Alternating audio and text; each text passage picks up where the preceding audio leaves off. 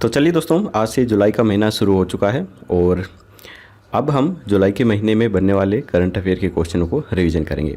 अगर आपने जून के महीने के टॉप 70 क्वेश्चनों की वीडियो अभी तक नहीं देखी है तो उसे भी देखना मत भूलिएगा, क्योंकि इसके अंदर मैंने सिर्फ इम्पोर्टेंट क्वेश्चनों को ही शामिल किया है। इसका लिंक डिस्क्रिप्शन में अवेलेबल है, आप वहाँ पर जाकर इसे देख सकते हैं। अगर आप इसे PDF के रूप में डाउनलोड करके पढ़ना चाहते हैं तो आप स्क्रीन पर दिए गए व्हाट्सएप नंबर पर हमें मैसेज कर सकते हैं, जिसके बाद आपको कुछ पे करना होगा और आप PDF प्राप्त कर सकते हैं।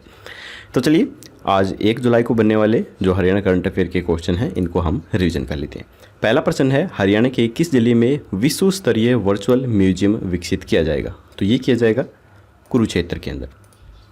हरियाणा की महाभारत व गीता से संदर्भित वर्चुअल म्यूजियम की मूल संकल्पना से केंद्रीय पर्यटन मंत्रालय भी काफ़ी ज़्यादा प्रभावित हुआ है। केंद्रीय पर्यटन मंत्रालय व हरियाणा सरकार के द्वारा संयुक्त रूप से कुरुक्षेत्र में महाभारत व गीता से संदर्भित एक विश्व स्तरीय वर्चुअल म्यूजियम विकसित किया जाएगा। इसके बाद है, केंद्र सरकार की रैपिड रेल ट्रांजिट सिस्टम्स, जिसे शॉर्ट में RRTS कहा जाता है, परियोजना के तहत अब Delhi Panipat rapid rail line के विस्तार को कहाँ तक सैद्धांतिक मंजूरी मिल गई है? तो ये जो Delhi Panipat rapid rail line है, इसको अब मंजूरी मिल गई है करनाल तक। इसे आगे करनाल तक बढ़ा दिया जाएगा। केंद्र सरकार की रैपिड रेल ट्रांजिट सिस्टम परियोजना के तहत अब Delhi Panipat rapid rail line Karnal तक जाएगी। केंद्रीय शहरी विकास मंत्री हरदीप सिंह पुरी ने इसकी सैद्धांतिक मंजूरी दे दी है। जल्द ही दिल्ली गुरुग्राम राजस्थान सीमा तक रैपिड रेल ट्रांजिट सिस्टम्स परियोजना को भी गति देने के लिए दिल्ली सरकार से बात की जाएगी। तो जल्द ही यहाँ से दिल्ली गुरुग्राम होते हुए, गुरुग्राम तक तो है ही, और राजस्थान की तरफ अलवर तक ये रैपिड जो मेल है, रैपिड रेल जो सेवा है, ये प्रोजेक्ट यहाँ पर शुरू किया जाएगा। वैसे ये परियोजना जो अलवर तक है काफ़ी पहले ही पास हो चुकी है, लेकिन इसे अभी से शुरू नहीं किया गया है। इसके अलावा मुख्यमंत्री मनोहर लाल ने काफ़ी सारी प्रोजेक्टों को स्वीकृति प्रदान की है, जिस प्रकार से Delhi Panipat rapid rail transit system, ये तो हो ही गया, जो करनाल तक बढ़ जाएगा। करनाल से लेकर कालेसर तक साइकिल व मोटरसाइकिल ट्रैक भी बनाया जाएगा। ज्योतिसर में महाभारत को जीवंत करने के लिए विश्व स्तरीय वर्चुअल म्यूजियम। मोरनी के अंदर एडवेंचर स्पोर्ट्स परियोजना के विस्तार के लिए केंद्र से मदद मिलेगी और सिंधु घाटी की पहचान राखी गढ़ी को साइकिल ट्रैक दिया जाएगा। इस प्रकार से काफ़ी सारी परियोजनाओं को मंजूरी दी गई है। हरियाणा में लंबित कई परियोजनाओं में तीव्रता लाने के लिए मुख्यमंत्री मनोहर लाल ने राष्ट्रीय राजधानी में कई केंद्रीय मंत्रियों से मुलाकात की। CM ने बताया कि ज्योतिसर में महाभारत व गीता से संदर्भित एक विश्व स्तरीय वर्चुअल म्यूजियम विकसित किए जाने के लिए केंद्रीय पर्यटन मंत्रालय वित्तीय सहयोग भी करेगा। कुरुक्षेत्र के अंदर 99 करोड़ रुपए की कृष्णा सर्किट्स 2 परियोजनाओं व 97 करोड़ रुपए की हेरिटेज सर्किट परियोजना के लिए केंद्र से वित्तीय सहायता भी मांगी गई है। हरियाणा में स्थित सिंधु घाटी सभ्यता के पुरातात्विक स्थल राखी गढ़ी के अंदर साइकिल ट्रैक्स का निर्माण भी केंद्रीय पर्यटन मंत्रालय की वित्तीय सहयोग से ही कराया जाएगा। मोरनी के अंदर एडवेंचर स्पोर्ट्स परियोजना के लिए भी केंद्र से आर्थिक सहयोग मांगा गया है। इसके बाद है, हरियाणा के किस जिले के डॉक्टर सुरजीत चहल का दक्षिण कोरिया के विश्वविद्यालय में रिसर्च प्रोफेसर के पद पर चयन हुआ है? तो ये हुआ है सोनीपत के डॉक्टर सुरजीत चहल का।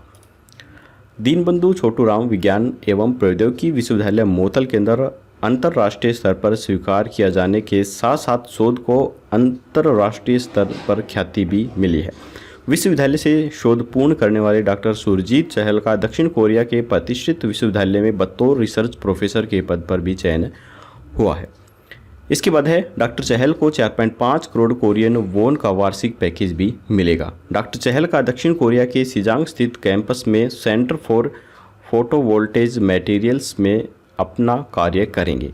डॉक्टर चहल प्रयोगशाला के अंदर 2 डायमेंशंस डाइचैल्कोजिनाइड्स मटेरियल्स बनाकर उनका प्रयोग जल को फोटो इलेक्ट्रो कैटालिस्ट के माध्यम से तोड़कर हाइड्रोजन गैस का उत्पादन करने का शोध कार्य भी करेंगे। हाइड्रोजन गैस का प्रयोग ईंधन के रूप में भी किया जाएगा। इसके बाद है, हाल ही में हिसार जिले की किस ग्राम पंचायत को नगरपालिका घोषित किया गया है? तो ये घोषित किया गया है आदमपुर को, आदमपुर मंडी जो है उसको।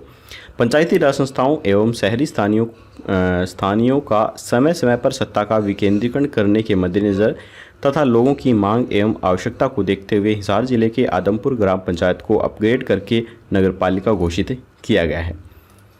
अधिसूचना के अनुसार नई घोषित आदमपुर नगरपालिका सीमाएं उत्तर दिशा में खारा बरवाला के खसरा नंबर 82/1 के उत्तर पश्चिम भाग के कोन से शुरू होकर दक्षिण की तरफ मुरबा लाइन के साथ साथ सेहदा तक जाती हैं, जहां खारा बरवाला, आदमपुर तथा सदलपुर की सीमाएं भी मिलती हैं।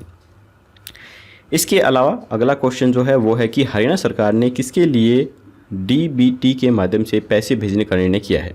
तो ये किया है सरसों के तेल के लिए। अब सरसों का जो तेल है वो काफ़ी महंगा हो चुका है, इस वजह से वो अब दिया नहीं जा रहा है, बल्कि जो गवर्नमेंट है उसके पैसे आपको ट्रांसफ़र कर रही है।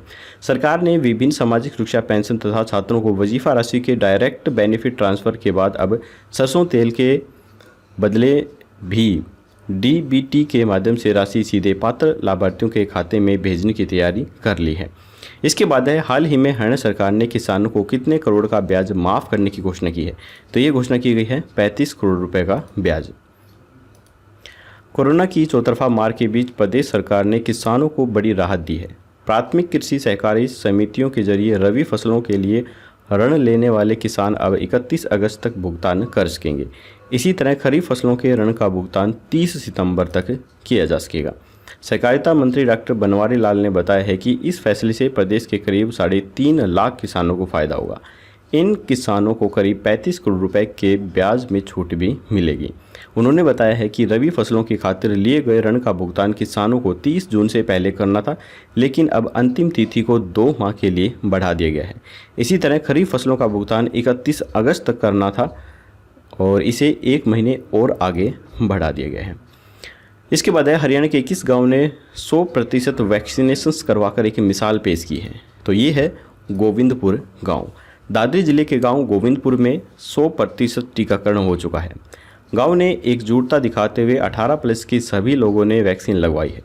गांव में अब एक भी ऐसा व्यक्ति नहीं है जिसे वैक्सीन न दी गई हो। स्वास्थ्य विभाग के द्वारा पिछले दिनों वैक्सीन के लिए स्पेशल अभियान चलाया गया था। इस दौरान गांव गोविंदपुर के लोगों ने एकजुटता दिखाई और स्वास्थ्य विभाग की पहल पर प्रत्येक लोगों को वैक्सीन लगवाने का निर्णय लिया है। विभाग की माने तो गांव में 18 वर्ष वयस से अधिक आयु के 1080 व्यक्ति हैं। इन सभी को टीका लगाया जा चुका है। यह जिला का प्रथम गांव है जहां 18 साल वयस से अधिक आयु के सभी ग्रामीणों को वैक्सीन दे दी गई है। जिला टीकाकरण अधिकारी डॉक्टर आशीष मान ने कहा है कि गाँव में वैक्सीनेशन का कार्यक्रम तीव्रता से चल रहा है। गाँव मांडी पिरानू में 45 वर्ष से अधिक आयु के सभी लोगों को टीका लगाया जा चुका है। यहाँ 18 वर्ष से 44 वर्ष की आयु के 62 व्यक्ति बचे हुए हैं जिन्हें वैक्सीन दी जानी है। गांव खोरडा, ढाणी खोरडा व किशनपुर में 65 व्यक्ति बिना वैक्सीन के बचे हैं। तो चलिए आज के हरियाणा करंट अफेयर के क्वेश्चन यहीं पर ख़त्म होते हैं। अब हम कल के क्वेश्चन का आंसर देख लेते हैं। कल हमने आपसे पूछा था कि हाल ही में सुजुकी मोटरसाइकिल इंडिया कंपनी का नया प्रमुख किन्हें नियुक्त किया गया है। तो इसका जो राइट आंसर था वो था सतोशी उचिदा को। इन्होंने सुजुकी मोटर कॉरपोरेशन के वैश्विक सुधार के हिस्से के रूप में कोइचिरो हिराओ की जगह ली है। तो चलिए अब देख लेते हैं हम questions of the day. Haryana प्रदेश की पहली पशु टेलीमेडिसिन सेवा की शुरुआत कहाँ से हुई है? नारनौल, करनाल, पानीपत या फिर सोनीपत? आपको राइट ऑप्शन कमेंट बॉक्स में लिखकर बताना है। तो आज की वीडियो यहीं पर खत्म होती है। वीडियो पसंद आई तो लाइक जरूर कीजिएगा, चैनल पर नए हैं तो सब्सक्राइब करना बिल्कुल मत भूलिए। फिर मिलेंगे ऐसी एक नई वीडियो के साथ, तब तक के लिए जय हिंद, जय भारत।